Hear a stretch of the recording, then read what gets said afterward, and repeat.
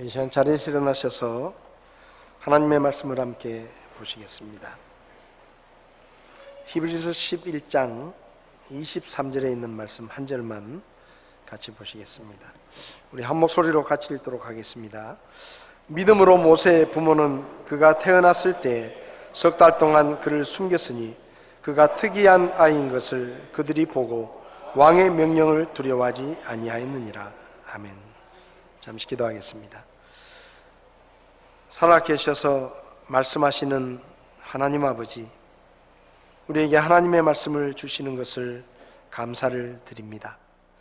이 혼탁한 시대 가운데 주님이 다시 오실 때가 점점 가까워지고 있는 때 우리가 하나님의 말씀을 통해 하나님의 교훈을 배우게 하시고 그 말씀에 따라 순종함으로 다시 오시는 주님을 맞을 준비를 할 수 있도록 저에게 지혜를 가르쳐 주시기를 원합니다. 이 시간도 부족한 종을 주님께서 쓰셔서 말씀을 전하는 자나 듣는 자나 하나님의 뜻을 깨닫게 하시고 성령께서 친히 우리에게 말씀하셔서 우리가 그 말씀에 따라 순종함으로 하나님의 놀라운 역사를 경험할 수 있도록 주께서 도와주시옵소서. 우리 가운데 구원받지 못한 분이 있으면 오늘 말씀을 통해 예수 그리스도를 구원자로 믿고 구원받아 하나님의 자녀가 될 수 있게 도와주시옵소서. 부족한 종을 주님께 맡기오니 주님께서 은혜로서 주시옵소서. 예수님의 이름으로 기도했습니다. 아멘. 자리에 앉으시겠습니다. 가정의 달 동안에 가정에 관한 말씀을 나누었고 다시 이제 올해 믿음의 선진들의 믿음을 회복하라 라는 주제로 돌아왔습니다. 코로나 시간을 보내면서 알게 모르게 우리 믿음이 약해진 그런 부분들도 있고 또 느슨해져 있는 그런 모습들도 있어서 이제 코로나 시기를 마무리하면서 다시 한번 우리의 믿음을 돌아보고 또 우리 믿음의 선진들의 믿음을 살펴보면서 우리의 믿음이 회복되고 다시 이전보다 더 큰 믿음으로 주님을 섬기기 원하는 그런 마음을 가지고 올해 선진들의 믿음을 회복하라 라는 주제로 주일마다 말씀을 나누었습니다. 히브리서 11장은 우리 믿음의 선배들의 믿음과 행적에 관한 기록들입니다. 그래서 어떤 분들은 이 히브리서 11장을 믿음의 장이다 이렇게 부르기도 합니다. 히브리서 11장에 나오는 우리 믿음의 선배들의 믿음을 살펴보면서 우리가 어떤 믿음을 가지고 살아야 할지 또 우리가 어떻게 살아야 할지를 잘 배워서 이 시대 속에서 믿음의 삶으로 하나님 앞에 영광을 돌리고 또 하나님 앞에 쓰임받는 그런 우리 모두가 되었으면 좋겠습니다. 사실 여기 나오는 믿음의 사람들은 어떻게 보면 우리와 별 다를 바가 없는 그런 평범한 사람들이었습니다. 그런데 하나님께서 그들에게 믿음을 허락하시고 또 믿음을 통해서 그들의 삶에 놀라운 변화들이 일어났고 그들이 이전에 경험하지 못했던 하나님 앞에 쓰임받는 놀라운 삶을 살았다라는 것을 우리가 살펴볼 때 우리도 비록 평범한 사람들이지만 우리가 하나님 앞에서 믿음으로 응답하고 또 믿음에 따라 살면 우리도 하나님 앞에서 놀라운 삶을 살 수 있다라는 그런 소망과 기대를 갖게 되는 것입니다. 오늘 본문의 말씀을 보면 모세의 부모에 대한 말씀이 기록되어 있습니다. 믿음으로 모세의 부모는 그가 태어났을 때 석 달 동안 그를 숨겼으니 그가 특이한 아이인 것을 그들이 보고 왕의 명령을 두려워하지 아니하였느니라. 우리가 모세는 워낙 유명하기 때문에 모세에 관한 이야기들은 많이 들어보았고 또 모세의 믿음에 대해서는 우리가 꽤 잘 알고 있지만 그 모세의 부모의 믿음에 대해서는 우리가 사실 큰 관심을 갖지 않은 것이 사실입니다. 그런데 이 모세의 부모의 이름이 히브리서 11장에 기록이 되어 있습니다. 그 말은 모세가 가진 믿음이 그저 우연히 어쩌다가 생긴 그런 믿음이 아니라 그 부모들로부터 물려받은 믿음의 모습이다라는 것을 우리가 알 수 있습니다. 오늘 이 모세의 부모의 믿음을 살펴보면서 모든 것을 믿음으로 바라보는 믿음을 배우라라는 제목으로 좀 말씀을 드리려고 합니다. 오늘 본문은 이 모세의 부모의 믿음에 대해서 그들은 모든 것을 믿음의 눈으로 볼 수 있었다라고 우리에게 말씀합니다. 여러분, 우리가 믿음을 갖게 되었을 때 저도 지금도 생생하게 기억이 나는데, 제가 하나님의 말씀을 통해서 죄인이라는 것을 깨닫고, 그리고 그럼에도 불구하고 하나님께서 저를 사랑하시고 예수님을 이 땅에 보내셔서 제 죄를 다 용서하시고 예수님을 구원자로 믿을 때 구원받는다라는 그 복음의 소식을 듣고 믿고 구원을 받았습니다. 그런데 정말 이상한 게 뭔가 하면 똑같은 사람이에요.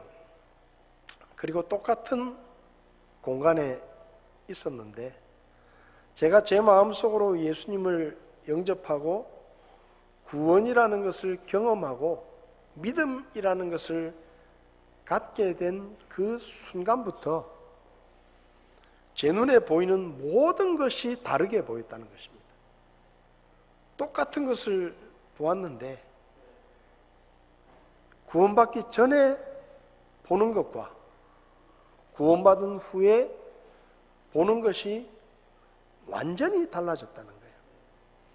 제가 구원을 받고 교회당 문을 열고 밖으로 나왔는데 그게 제가 교회당 안으로 들어갈 때 보고 왔던 하늘이고 보고 왔던 나무와 사람들과 모든 모습들이었는데 구원받고 나서 예배당 문을 열고 딱 걸음을 내딛었는데 정말로 마치 제가 다른 세상에 와 있는 것 같은 그런 느낌을 받았습니다. 사람들이 다르게 보이고요. 하늘이 전혀 다른 하늘이었습니다. 나무들이 전혀 다른 나무였고 모든 것이 저에게는 새롭게 보였습니다. 아마 여러분들도 그런 경험을 하셨을 것입니다. 믿음의 눈으로 보게 되면 모든 것이 다르게 보입니다. 같은 사람도 믿음의 눈으로 보면 다른 사람으로 보입니다. 같은 하늘과 같은 땅, 나무, 하다못해 풀 한 폭이라도 우리가 믿음의 눈으로 바라보게 되면 깜짝 놀랄 만큼 새로운 모습으로 우리에게 다가오는 것을 경험할 수가 있습니다. 오늘 본문을 보면 모세의 부모는 믿음으로 모든 것을 바라보았다라는 것을 알 수 있습니다. 출애굽기 2장을 보면 모세가 출생하는 장면이 기록되어 있는데 2장 1절부터 보면 레위의 집에 한 남자가 가서 레위의 딸을 취해 아내로 삼으니라. 그 여인이 수태하여 아들을 낳아 그가 준수한 아이임을 보고 석 달 동안 그를 숨겼으나 이렇게 기록이 되어 있습니다. 사내 아이를 낳았는데 그 사내 아이가 준수했다, 잘생겼다, 그렇게 이야기할 수 있습니다. 그가 준수한 아이임을 보고 석 달 동안 그를 숨겨서 키웠다라고 출애굽기에 기록합니다. 사도행전 7장 20절을 보면 스데반의 설교가 나오는데 그때 모세가 태어났는데 그는 심히 아름답더라.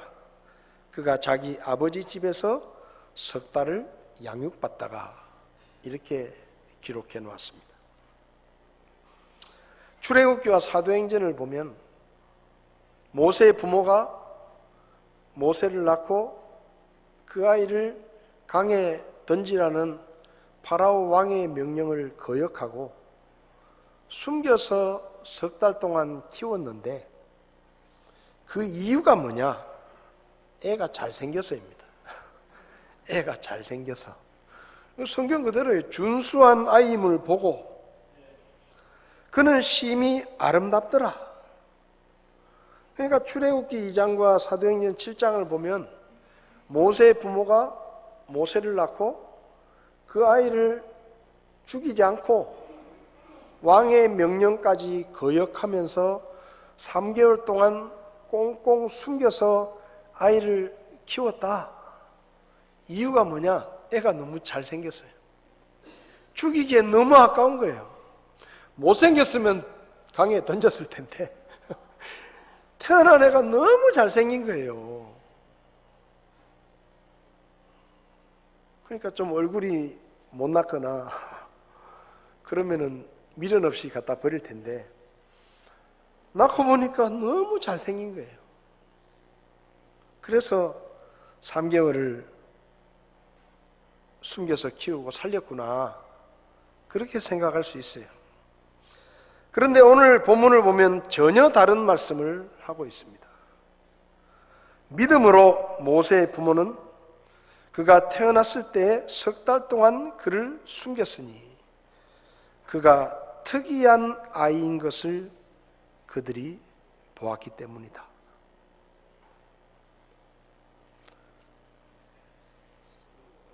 개역성경은 이 구절을 믿음으로 모세가 낳았을 때 그 부모가 아름다운 아이임을 보고 석 달 동안 숨겨 임금의 명령을 무서워 아니하였으며 라고 기록합니다.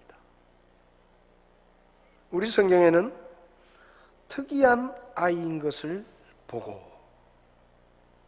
라고 번역을 했습니다. 여기 특이한 아이라는 말의 영어 단어는 프라프입니다. 프라프. 이 프라프라는 뜻은 적합한, 적당한, 무엇을 하기에 합당한, 이런 뜻입니다. 이 모세의 부모는 모세가 태어났을 때 믿음으로 모세를 보았습니다. 그저 외모가 잘생기고 귀한 아들이기 때문에, 자기 자식이기 때문에 죽이라는 이집트 왕의 명령을 거역하고 숨겨서 키운 것이 아니라, 그게 단순히 인간적인 그런 생각에서 비롯된 것이 아니라 그들의 행동은 믿음 때문에 행한 행동이었다라고 성경은 우리에게 말씀합니다. 그러면 어떤 믿음이냐? 지금 태어난 이 모세가 무언가 하나님의 일을 하기에 적합한, 특별한 아이라는 것을 보았기 때문에 그 아이를 목숨을 걸고 숨겨서 키웠다라는 뜻입니다. 현대어 성경을 보면 이 구절을 좀 길지만 이렇게 번역을 해놓았습니다. 모세의 부모도 믿음이 깊은 사람들이었습니다. 그들은 하나님께서 자기들에게 비범한 아들을 주셨다는 것을 알자 그 아기를 잡아 죽이라는 애굽 왕의 특명이 내려져 있었음에도 불구하고 하나님께서 그 아기를 구원해 주시리라는 것을 의심치 않았습니다. 그래서 그 아들을 석 달 동안 숨겨놓고도 조금도 두려워하지 않았습니다. 이렇게 번역을 하고 있습니다. 요세푸스라는 유대인 학자는 성경에는 기록되어 있지 않지만 아마도 하나님께서 모세의 부모에게 모세의 출생에 관해서 미리 알려주셨을 것이다 라고 주장합니다. 이 모든 것들을 정리해보면 모세의 부모가 아들을 낳고 그 아들을 죽이라는 이집트 왕의 명령까지 어겨가면서 목숨을 걸고 3개월 동안 집에서 숨겨서 키운 이유가 뭐냐? 단순히 자기 아들이고 그리고 잘생긴 아들이기 때문이 아니라 무언가 하나님께서 특별한 목적을 가지고 하나님께서 쓸만한 그런 사람으로 이 아들을 보내셨다라는 것을 믿음으로 바라보았기 때문에 그들은 목숨을 걸고 모세를 숨겨서 키웠다라는 것입니다. 여러분, 믿음은 우리로 하여금 하나님의 뜻을 깨닫게 만들어 줍니다. 같은 사람을 바라보고, 같은 교회를 바라보고, 같은 하늘을 바라보고, 같은 나무와 같은 바다와 같은 환경을 바라보지만, 그리고 같은 시대와 사건들을 바라보지만, 믿음으로 바라보면 우리는 그 속에서 하나님의 뜻을 깨닫게 됩니다. 민수기 13장을 보면 모세가 가나안 땅을 정탐하기 위해서 12명의 정탐꾼을 보냅니다. 하나님께서 주신 땅에 우리가 들어가게 될 텐데 그 땅을 미리 정탐하고 오라고 명령하죠. 40일 동안 이 12명의 정탐꾼들이 가나안 땅을 다니면서 같은 땅을 보고 같은 사람들을 보았습니다. 같은 성을 보았어요. 그리고 정탐을 마치고 돌아와서 12명의 정탐꾼들이 모세와 이스라엘 백성들 앞에서 자기들이 보고 온 것을 보고합니다. 민수기 13장 31절부터 보면 그와 함께 올라간 사람들은 이르되 우리가 능히 올라가서 그 백성을 치지 못하리니 그들은 우리보다 강하니라 하고 이스라엘 자손에게 자기들이 탐지한 땅에 대하여 나쁘게 보고하며 이르되 우리가 두루 다니며 탐지한 땅은 그것의 거주민들을 삼키는 땅이요 우리가 그 안에서 본 모든 백성은 키가 큰 사람들이며 거기서 우리가 거인들에게서 나온 아낙의 아들들 곧 거인들을 보았는데 우리 스스로 보기에도 우리가 메뚜기 같았으니 그들이 보기에도 그와 같았을 것이니라 하니라. 12명 중에 10명이 먼저 보고를 합니다. 우리가 가서 본 땅은 정말로 좋은 땅이었습니다. 그런데 거기는 어마어마하게 큰 민족이 살고 큰 성을 지어놓고 그 땅에서 살고 있습니다. 우리가 그들을 보았을 때 우리는 메뚜기처럼 느껴졌습니다. 그러니 그 땅에 들어갈 생각은 꿈에도 꾸지 마십시오. 거기 갔다가는 다 맞아 죽습니다. 이렇게 보고를 하는 거예요. 그들의 보고가 거짓말이었느냐? 사실이었습니다. 그들은 정말로 견고한 성읍들을 보았고 그리고 싸움을 잘할 것 같은 가나안 민족들을 보았습니다. 그들과 비교해 볼 때 자기들은 메뚜기처럼 보였습니다. 사실이에요. 그들의 눈에 본 그대로 어쩌면 조금 더 나쁜 마음을 가지고 조금 더 과장해서 절대로 그 땅은 우리가 들어갈 땅이 아닙니다 라고 보고를 합니다. 그 보고를 듣고 백성들이 낙심하고 울고 불고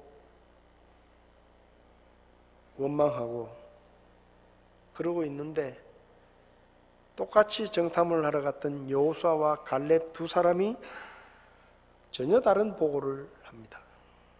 14장 6절부터 보면 그 땅을 탐지한 자들 중에서 눈의 아들 여호수아와 여분네의 아들 갈렙이 자기 옷을 찢고 이스라엘 자손의 온 무리에게 말하여 이르되 우리가 두루 다니며 탐지한 땅은 매우 좋은 땅이니라. 주께서 우리를 기뻐하시면 우리를 이 땅으로 데리고 들어가시고 그것을 우리에게 주시리라. 그것은 젖과 꿀이 흐르는 땅이니라. 오직 너희는 주를 대적하며 반역하지 말며 또 그 땅의 백성을 두려워하지 말라. 그들은 우리의 양식이니라. 그들의 방어자는 그들에게서 떠났고 주께서는 우리와 함께 계시느니라. 그들을 두려워하지 말라 하였으나. 같은 사람을 보았습니다. 같은 땅을 보고 같은 성을 보고 똑같은 것을 보았는데 어떻게 바라보느냐에 따라 전혀 다른 보고가 되고 있는 것입니다. 같은 것을 보았는데 왜 보고가 다릅니까?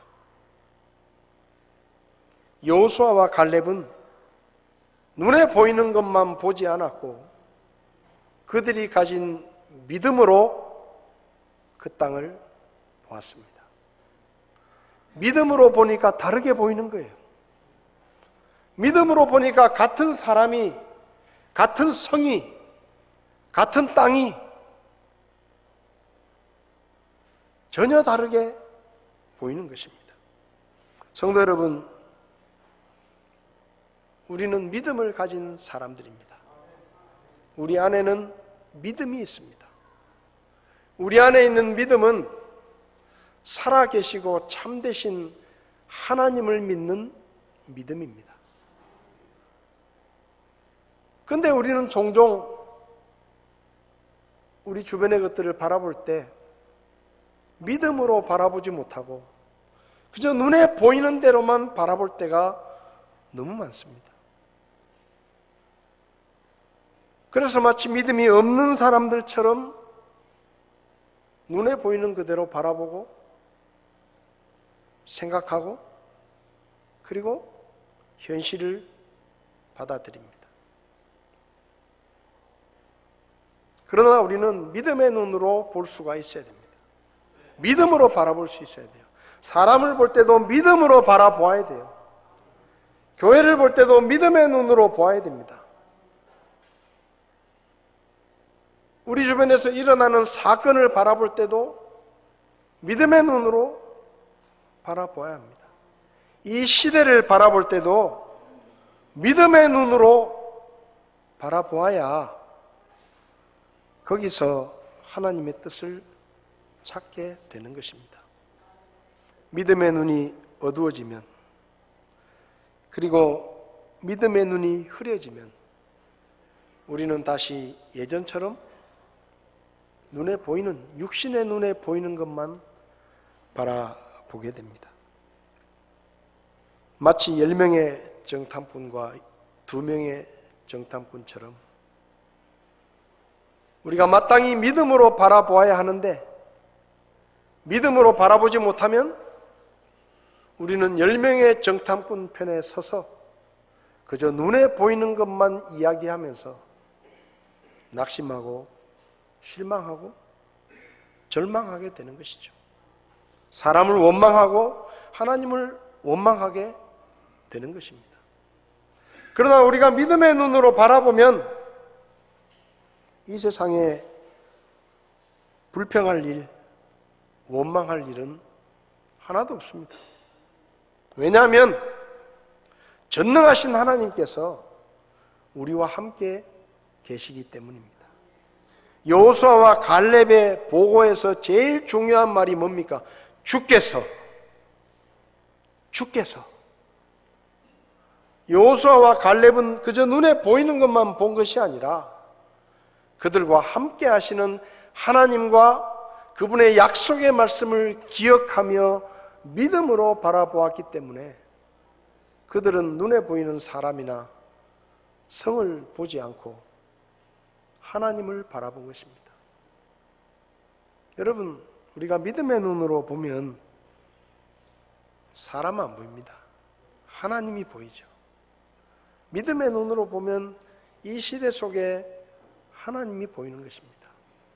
하나님께서 역사해 가시는 그분의 손길이 보이는 거예요. 그런데 그것을 보지 못하면 우리는 그저 눈에 보이는 대로 생각하고 눈에 보이는 대로 살게 되는 것입니다. 사람을 바라볼 때 그저 눈에 보이는 대로 잘생겼다, 못생겼다, 부자다, 가난하다, 내 마음에 든다, 내 마음에 안 든다, 저 사람 참 단점이 많다. 저 사람 참 쓸모없는 사람이다. 우리는 그렇게 봅니다. 사람들을 볼 때 능력 있는 사람이다. 우리는 그렇게 봐요. 왜? 눈에 보이는 대로 보니까. 근데 믿음으로 보면 얘기가 전혀 달라집니다. 믿음으로 보면 한 사람 한 사람이 얼마나 소중한지 몰라요. 그 사람이 뭘 잘하고, 그 사람이 돈이 많고, 그 사람이 성공을 했고, 높은 자리에 있고, 똑똑하고, 잘생기고, 믿음의 눈으로 보면 그런 것들은 아무것도 아니에요. 아무것도 아니에요. 믿음의 눈으로 보면 아직 구원받지 못한 사람은 천하보다 귀한 영혼인데 아직도 구원받지 못한 불쌍한 영혼으로 보이는 겁니다. 그리고 구원받은 성도는 정말로 하나님께서 자신의 목숨을 십자가의 대가로 치러 가시면서 그렇게까지 사랑하시면서 그 지옥의 형벌에서 구출하고 건져낸 정말로 소중한 사람으로 보이는 거예요. 부모를 믿음의 눈으로 바라보면 우리 부모가 얼마나 돈이 많으냐, 얼마나 능력 있냐, 얼마나 우리를 뒷바라지를 잘했느냐, 그런 거예요. 보이지 않습니다. 믿음의 눈으로 부모를 바라보면 하나님께서 나를 위해서 이 세상에서 단 하나뿐인 나를 위해 예비하신 가장 소중하고 귀한 그런 아버지와 어머니로 보이는 거예요. 믿음의 눈으로 보면 그래요. 하나님이 주신 부모예요. 자식도 마찬가지입니다. 자식도 하나님의 눈으로 믿음으로 보면 하나님께서 나에게 맡겨주신 소중한 하나님의 사람이에요. 공부를 잘한다, 못한다, 머리가 좋다, 나쁘다, 말을 잘 듣는다, 안 듣는다, 그거 별로 중요하지 않아요. 왜? 중요한 것은 뭐냐? 그 아이를 하나님이 주셨다는 거예요. 하나님이 나에게 맡기신 겁니다. 내게 아니에요. 하나님이 잠시 동안 나에게 맡기신 거예요. 그런데 이것을 믿음의 눈으로 보지 못하니까 내 자식이니까 내 맘대로 할 수 있다.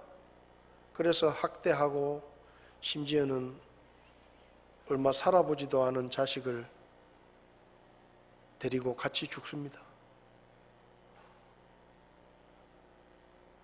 아직 살 날이 창창한데 그 아이들은 아직도 살아보지도 못했어요. 근데 그걸 누가 결정합니까? 부모가 결정해요. 우리 같이 죽자. 누가 그 권리를 줬습니까? 근데 그냥 눈에 보이는 대로만 보니까 그렇게 생각하는 거예요.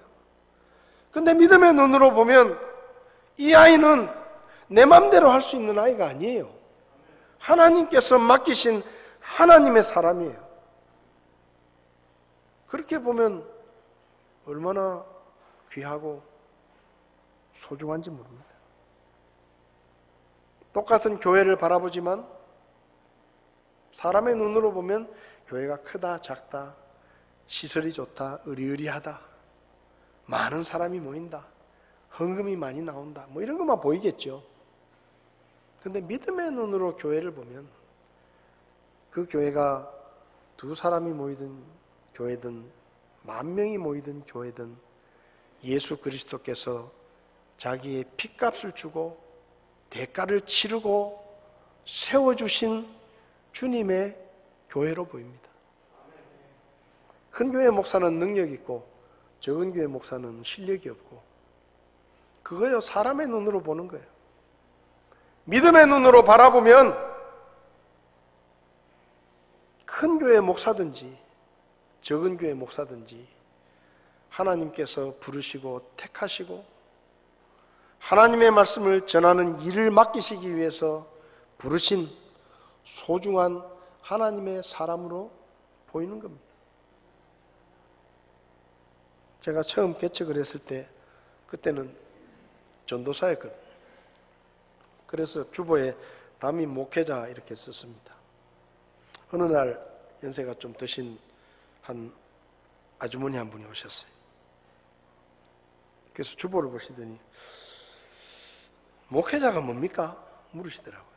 그래서 제가 목사 안수를 받기 전에 목회를 하고 있으면 전도사인데 우리가 목회자라고 이렇게 호칭을 부릅니다. 그러니까 그분이 대뜸 하시는 말씀이 에이 그럼 전도사네? 그러면서 말을 턱 놓는 거예요. 에이 그럼 전도사네? 목사도 아니네? 신학교는 어디 나왔는고? 그때부터 그냥 말을 막 마음대로 하더라.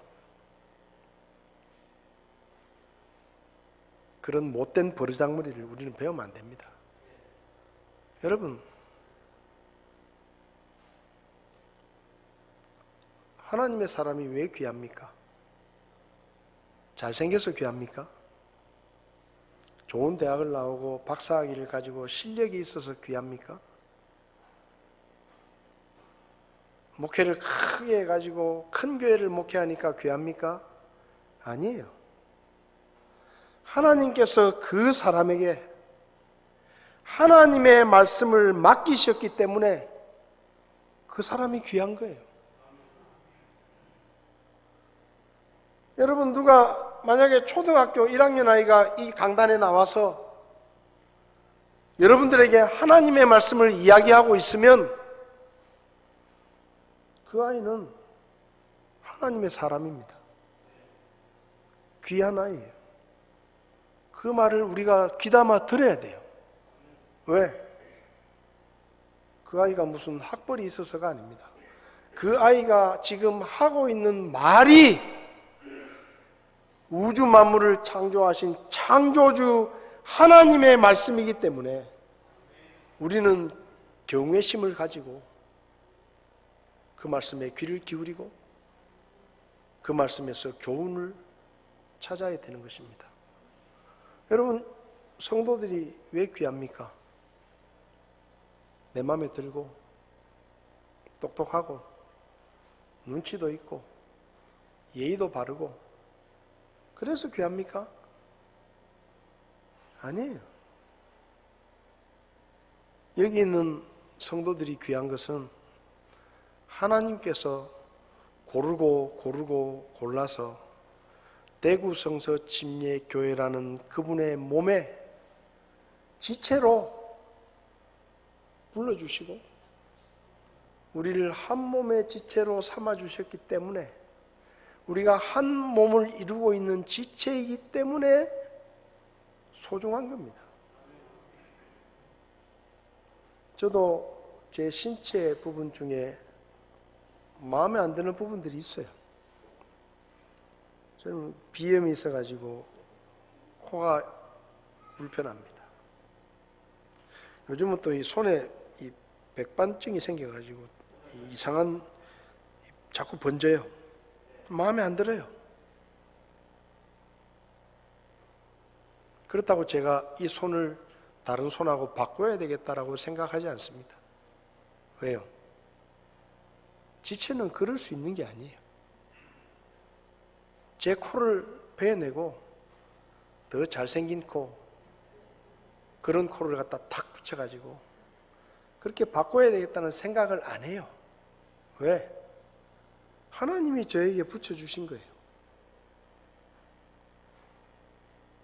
그래서 귀한 겁니다.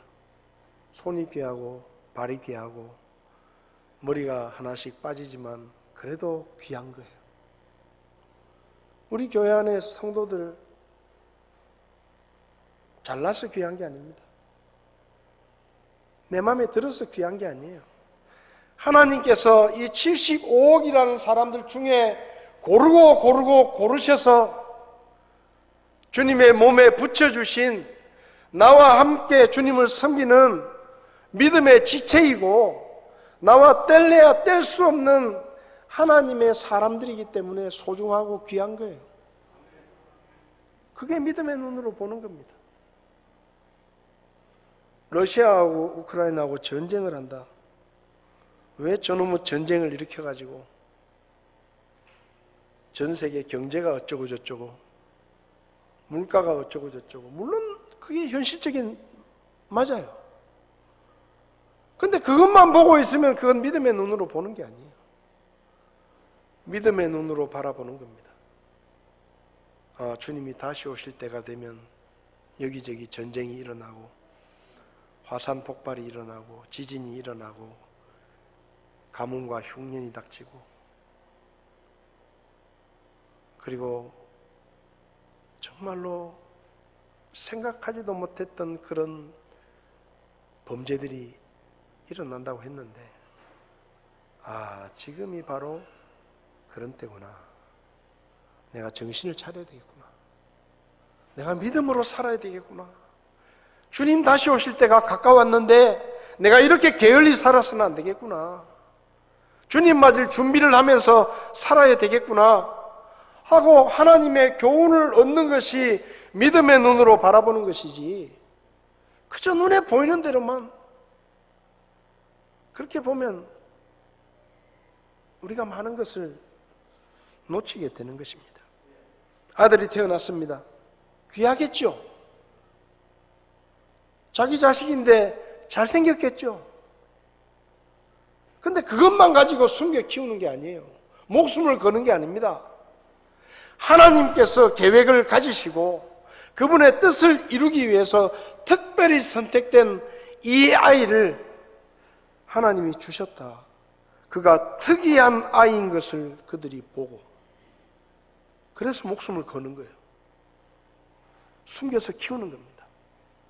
끝까지 살리려고 하는 거예요. 왜? 믿음으로 보니까. 여러분, 저와 여러분들이 이 세상 모든 것들을 바라볼 때 믿음의 눈으로 볼 수 있기를 바랍니다. 여러분의 가정과 우리의 교회와 이 시대와 이 나라와 이 사회를 바라보며 우리는 하나님을 볼 수 있어야 됩니다. 하나님께서 어떻게 하고 계시는가? 하나님이 왜 우리를 가족으로 맺어주셨는가? 하나님이 왜 우리를 한 몸의 지체로 불러주셨는가? 그런 믿음의 눈으로 서로를 바라볼 때 진짜 가치를 깨닫게 되는 것입니다. 이 시대를 믿음의 눈으로 보아야 됩니다. 그저 눈에 보이는 대로 생각할 것이 아니라 하나님의 말씀에 기초로 믿음의 눈으로 세상을 보고 이해하고 그리고 그 가운데서 하나님의 뜻을 깨닫는 믿음이 우리에게 필요한 시대입니다. 그리고 두 번째로 모세의 부모를 보면 왕의 명령을 두려워하지 않는 믿음이었다. 모세가 태어났을 때 이집트 땅에는 파라오의 명령이 내려져 있었습니다. 아브라함의 후손인 야곱의 때 흉년을 피해서 70명이 이집트로 내려갔는데 요셉의 돌봄을 받으면서 엄청나게 숫자가 늘어났습니다. 요셉이 죽고 요셉을 알지 못하는 이집트 왕위에 올랐을 때는 대충 100만 명 정도의 사람들이 있었을 것이다 라고 이야기합니다. 그래서 이 이집트 왕이 마음이 불안해지니까 이스라엘 백성들이 이집트의 북쪽 입구 쪽에 관문 쪽에 사는데 적이 쳐들어오면 저 이스라엘 백성들이 우리 동족이 아니니까 쳐들어오는 적하고 연합을 해가지고 우리나라를 치면 우리가 불리하다. 그래서 부담을 느꼈는지 이스라엘 백성들의 재산을 몰수하고 노예로 삼고 부리기 시작했습니다. 어마어마한 피라미드와 어마어마한 성들을 쌓는 힘든 일을 시켰습니다. 왜? 너무 힘들면 애를 안 낳겠지. 근데 이게 오산이었어요. 그렇게 힘든 일을 시키는데도 이스라엘 백성들은 계속해서 번성하는 겁니다. 그래서 거의 150만쯤 됐어요.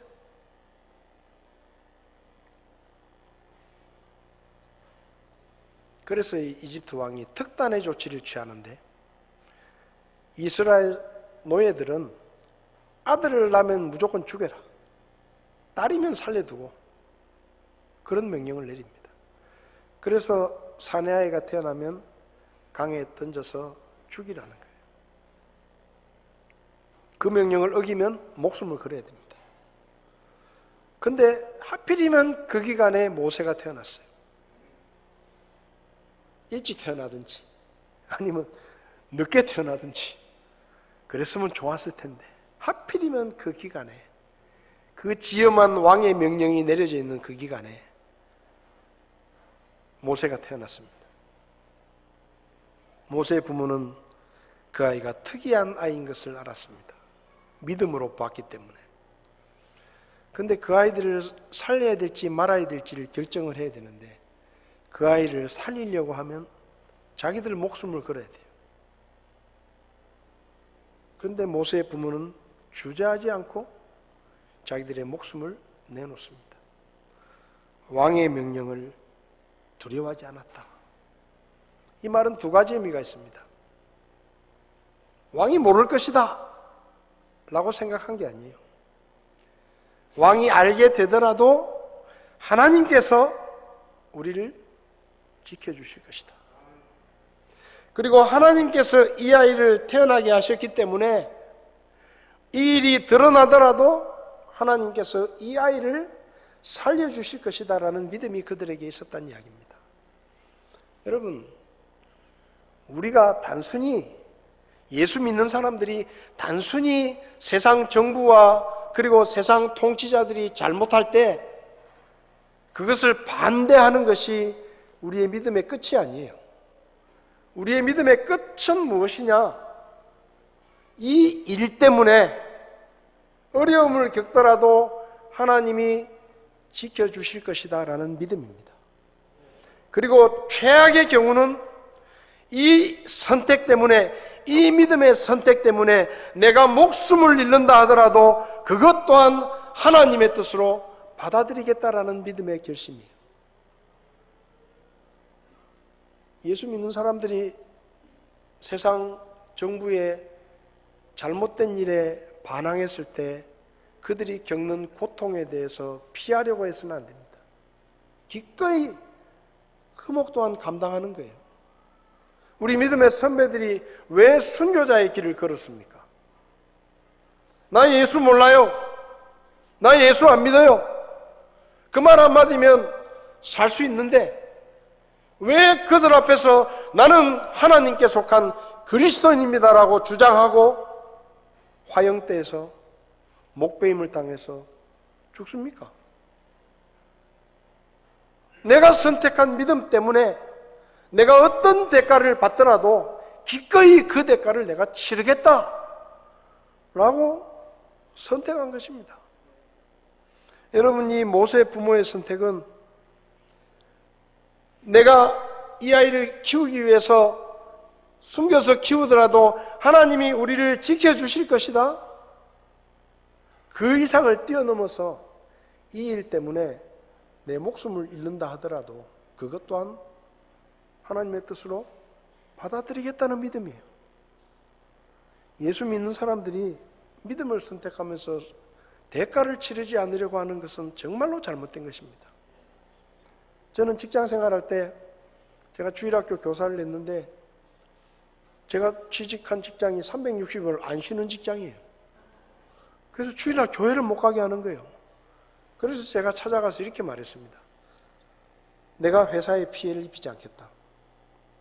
토요일날 내가 혼자 철야 작업을 하더라도 내가 회사에 피해를 주지 않을 테니까 내가 주일날 출근 안 하고 교회 가는 거 잔소리하지 마라.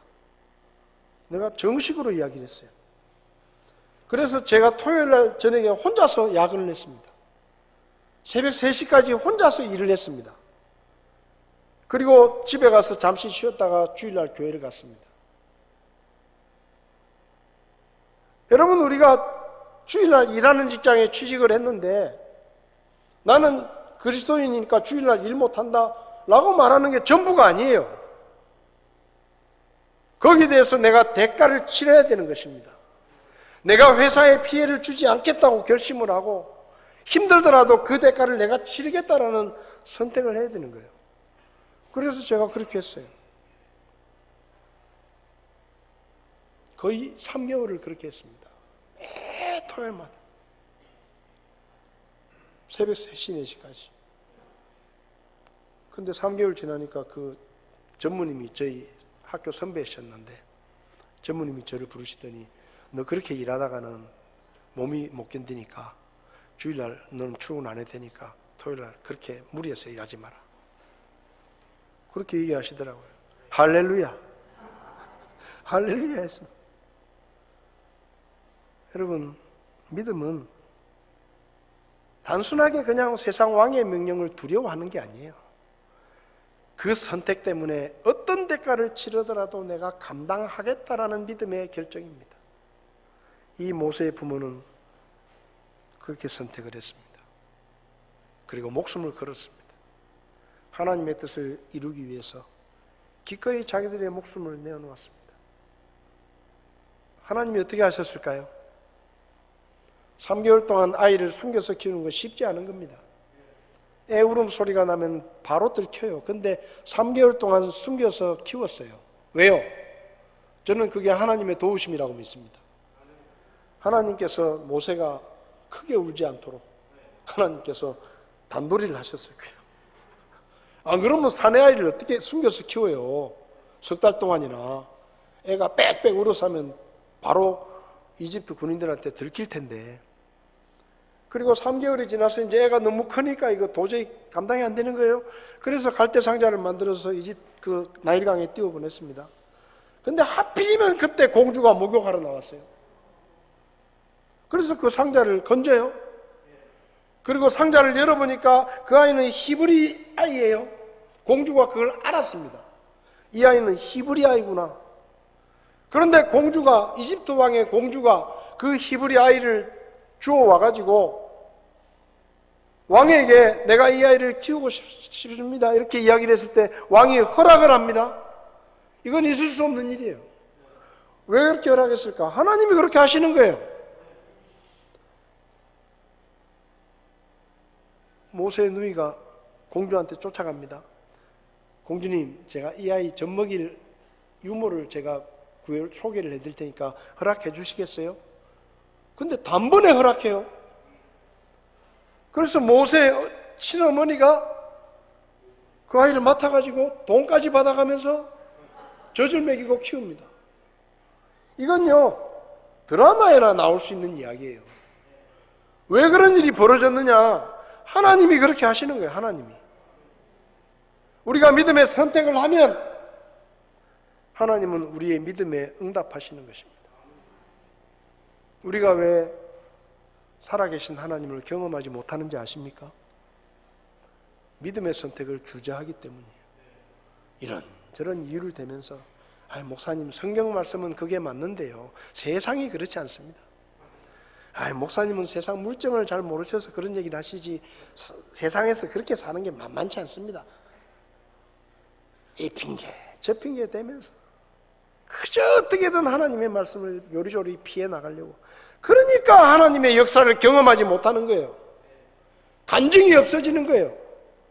믿음의 선택을 해보십시오. 대가를 치르겠다 결심을 하고 하나님 앞에서 내가 믿음으로 선택하겠다 결정을 하고 한 걸음 내디뎌 보십시오.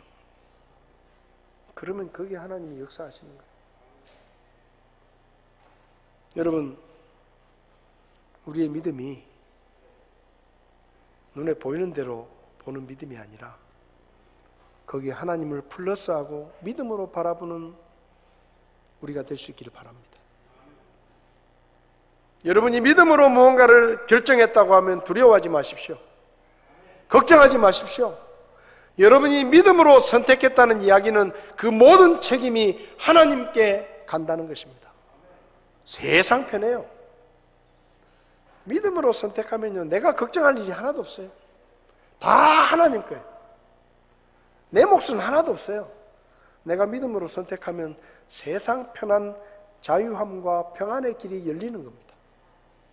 혹시 여러분 머릿속에 뭔가 머리를 찌끈찌끈거리게 하는 어떤 문제가 있으면 그거 하나님께 툭 맡기세요. 제발 이렇게 하지 마세요.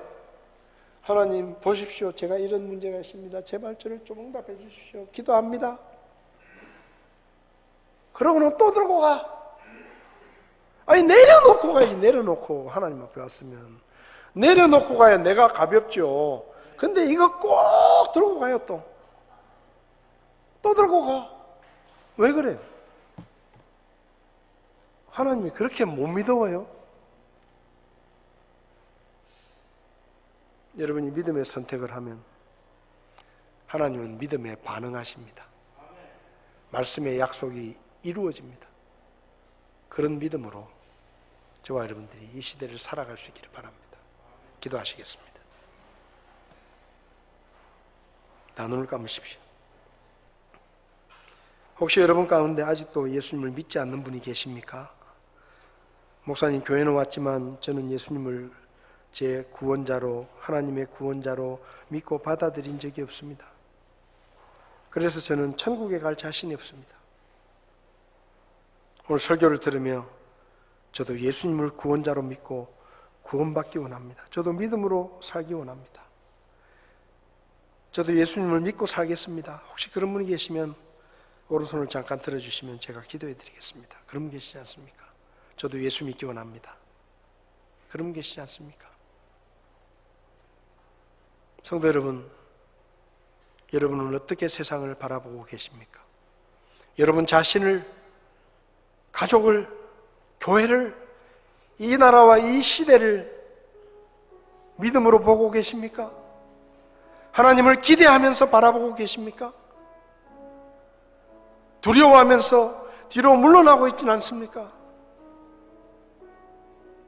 믿음의 눈으로 바라보고 믿음으로 순종을 선택하십시오. 그러면 하나님께서 역사하실 것입니다. 우리가 생각지 못했던 방법으로 하나님께서 우리를 도와주실 것이고 우리를 지켜주실 것이고 부족한 우리지만 써주실 것입니다. 믿음으로 살 수 있는 저와 여러분들이 될 수 있기를 바랍니다. 이 시간 하나님 앞에 기도하십시오. 하나님, 제가 그동안 믿음으로 살지 못했습니다. 인간적인 생각으로 살아왔습니다. 하나님이 저와 계시지만 제가 하나님을 빼버리고 잊어버리고 살았습니다. 앞으로 그렇게 살지 않겠습니다. 앞으로 그렇게 어리석은 삶을 살고 싶지 않습니다. 믿음으로 바라보기 원합니다. 하나님을 바라보기 원합니다. 믿음으로 결단할 수 있기를 바랍니다. 손해를 감수하고 대가를 감수하고 주님이 기뻐하시는 믿음의 삶을 선택합니다. 저를 도와주십시오. 그렇게 기도하시기 바랍니다.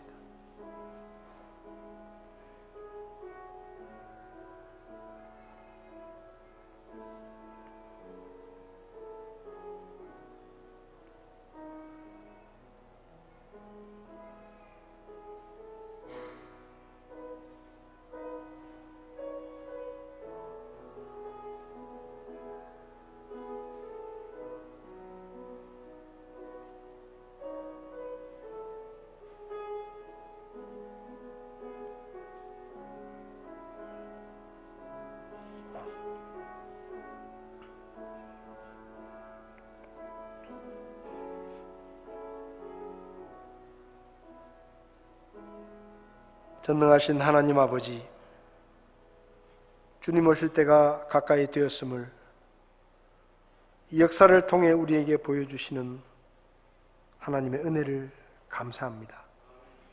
주님 다시 오실 때가 가까우니 때 우리가 어떠한 믿음으로 살아야 할지를 말씀으로 가르쳐 주셔서 감사합니다. 믿음의 눈으로, 믿음으로 세상을 바라보게 도와주십시오. 믿음의 눈으로 나를 바라보게 하시고 가족들을, 이웃들을, 성도들을 바라보게 하시고 진정한 가치를 깨닫고 하나님의 뜻을 깨달을 수 있게 도와주시옵소서. 주님의 뜻이 드러났을 때 담대하게 믿음으로 순종을 선택할 수 있게 도와주십시오. 대가를 치르고 손해를 보더라도 주님 뜻이 이루어질 수 있다고 하면 그 모든 것들을 감당하는 우리가 되기를 원합니다. 주께서 저희들을 써 주시옵소서. 이 시대 속에 하나님의 뜻을 이루는 믿음의 삶으로 우리의 가정이 쓰여지게 하시고 우리 교회가 쓰임받게 하시고 이 마지막 시대에 하나님 앞에 영광스러운 교회로 세워져 가게 도와주시옵소서. 우리에게 믿음의 능력을 허락해 주신 하나님의 은혜를 감사드리며 우리의 구원자이신 예수님의 이름으로 기도했습니다. 아멘. 예배를 마치겠습니다. 오늘 점심 식사가 준비되어 있습니다. 식사하시고 교제하시고 그렇게 하시면 되겠습니다.